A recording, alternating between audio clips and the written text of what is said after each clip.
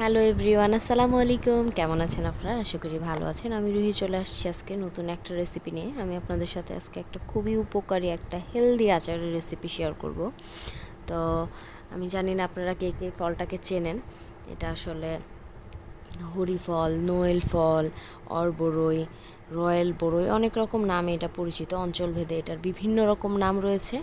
আমরা এটাকে সাধারণত হরি ফল বলে থাকি। আপনারা এটাকে কে কী নামে জানেন বা এই ফলটা আপনাদের কাছে কী নামে পরিচিত, এটা আমাকে অবশ্যই কমেন্টে জানাবেন। তো আমি আজকে এই রেসিপিটা আপনাদের সাথে শেয়ার করব। এটা অনেক উপকারী একটা ফল, আমাদের স্বাস্থ্যের জন্য, চুলের জন্য, ত্বকের জন্য এটা অনেক উপকারী। হজম শক্তি বৃদ্ধিতে এটা অনেক সহায়তা করে। তো চলুন এই ঔষধি গুণ সম্পন্ন ফলের আচারের রেসিপিতে চলে যাই। তো আমি এটাকে খুব সুন্দরভাবে ফলগুলোকে ধুয়ে নিয়ে একটা পাত্রে পানি গরম করে নিয়েছি। সেই পাত্রের মধ্যে আমি ফলগুলো দিয়ে দিচ্ছি গরম পানির মধ্যে। আমি এটাকে আর কি সেদ্ধ করবো, এই জন্য আমি গরম পানিতে ফলগুলো দিয়ে দিলাম। তো আপনারা দেখতে পাচ্ছেন যে আমার ফলগুলো সেদ্ধ হচ্ছে। আপনারা ভালো করে খেয়াল করে দেখবেন যে ফলগুলো যে সব সেদ্ধ হয়েছে কিনা এটা বুঝতে পারবেন। একটা একটা করে ফল উপরে পানিতে ভেসে উঠবে। আপনারা যখন দেখবেন সব ফলগুলো উপরে পানিতে ভেসে উঠছে, তখন বুঝতে পারবেন যে সেদ্ধটা হয়ে গেছে। এটাতে প্রায় 10 থেকে 15 মিনিট সময় লাগে। তো এটাকে না ঢেকে আমি এভাবে খোলা অবস্থায় সেদ্ধ করে নিলাম। এবার এটাকে আমি একটা স্ট্রেনারের সাহায্যে তুলে ফেলবো। তো আমি একটু আপনাদেরকে দেখিয়ে দিচ্ছি এটা কেমন সেদ্ধ হয়েছে। আপনারা দেখতে পাচ্ছেন এটা একদম সেদ্ধ হয়ে গেছে। আমি এবার ফলগুলোকে পানি থেকে খুব সুন্দরভাবে স্ট্রেনারের সাহায্যে ছেঁকে উঠিয়ে নিচ্ছি।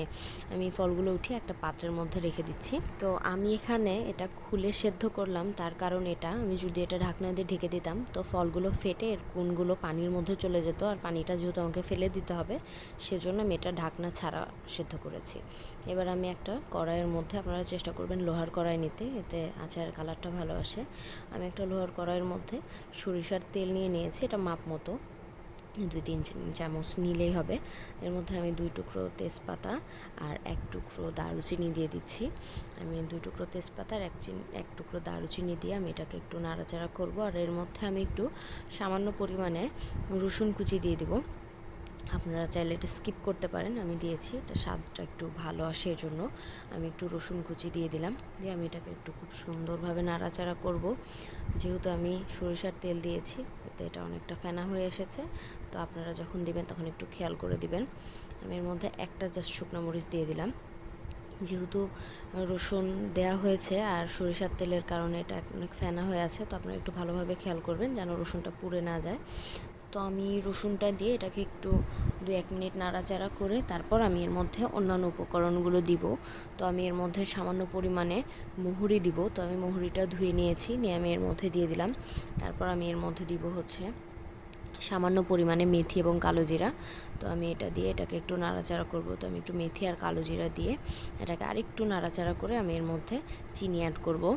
আপনারা চাইলে এখানে গুড় অ্যাড করতে পারেন, চিনি বা গুড় যেটাই আপনারা অ্যাড করেন এটা আপনারা আপনাদের স্বাদ অনুসারে অ্যাড করবেন। আর চেষ্টা করবেন যে চিনি বা গুড় যেটাই দেন সেটা হচ্ছে পরিমাণ মতো দেওয়ার। বেশি মিষ্টি হলে ভালো লাগবে না, এই আচারটা একটু টক ঝাল মিষ্টি এরকমই ভালো লাগে। তো আমি এই জন্য এখানে প্রায় 5 থেকে 7 চামচের মতো চিনি ব্যবহার করেছি। আমার কাছে গুড় ছিল না, এই জন্য আমি আর কি চিনি দিয়ে আচারটা তৈরি করতেছি। এরপর আমি এখানে একটু সামান্য পরিমাণে লবণ অ্যাড করলাম আর দিলাম হচ্ছে সামান্য পরিমাণে বিট লবণ। তো আমি লবণ আর বিট লবণটা দিয়ে আমি এটাকে আবার একটু নাড়াচাড়া করব। এরপর যখন চিনিটা মেল্ট হয়ে তেলের সাথে মিশে যাবে, তখন আমি এর মধ্যে আর কি সেদ্ধ করে রাখা হরি ফলগুলো দিয়ে দিব।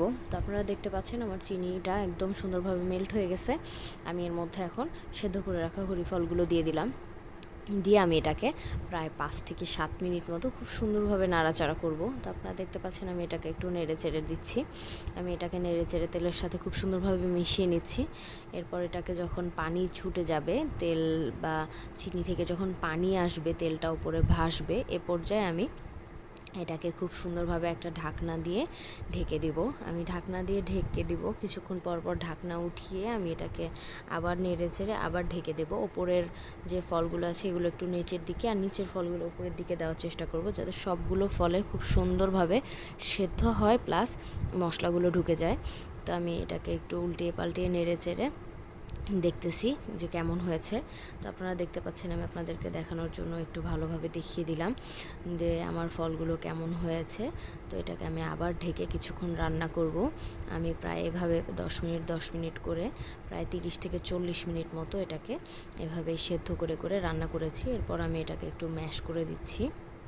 আমি এটাকে একটু ম্যাশ করে এর মধ্যে কিছুটা চিলি ফ্লেক্স দিয়ে দিয়েছি, আর দিয়ে দিয়েছি হচ্ছে একটা মশলা। এটা আর কি আমার মার তৈরি করা। আমার মা যখনই কোনো আচার বা টক রান্না করে, আমড়ার টক হোক, আমের টক হোক, যেই কোনো কিছু রান্না, টক জাতীয় খাবার রান্না করলে আমার মা এই মশলাটা ব্যবহার করে। এটা আর কি সে নিজে বানিয়েছে। তো আপনারা এই মশলার রেসিপিটা চাইলে আমাকে অবশ্যই কমেন্টে জানাবেন, আমি চেষ্টা করবো আপনাদের সাথে রেসিপিটা শেয়ার করার। তো আমি এই মশলাটা দিয়ে আমি এটাকে আবার খুব সুন্দরভাবে একটু নেড়ে চেড়ে নিচ্ছি। আমি এটাকে একটু খুন্তি দিয়ে ম্যাশ করার চেষ্টা করতেছি যাতে এটা একটু নরম নরম দেখা যায়, আঠালো ভাব আসে। তো আপনারা দেখতে পাচ্ছেন আমার রান্নাটা শেষ, আমার আচার একদম প্রস্তুত হয়ে গেছে। আমি এটা এখন একটা সার্ভিং বলে নিয়ে নিচ্ছি। তো আপনারা দেখতে পাচ্ছেন যে এটার কালারটা কতটা সুন্দর আসছে, আর এবং এটা কত সুন্দর একটা জুসি ভাব আসছে।